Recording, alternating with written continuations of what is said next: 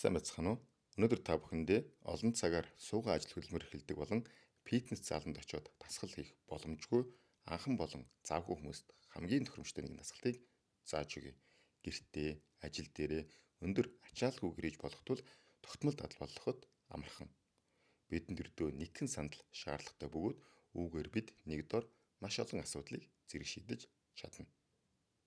Хевлийн булчинг идэвхжүүлэн хевлийн шулуун, ташуу, гүн булчингууд зэрэг ажиллаж гидс чангарах үндэс тавигдана. Мэдээж дотор өх багасгад тусалдаг. Цүн булчин идэвхжснээр бодисын солилцоо нэмэгдэж хевлийн өх шаталт нэмэгддэг. Биеийн буруу байрлал буюу нуруу аарцгны байрлалыг засна.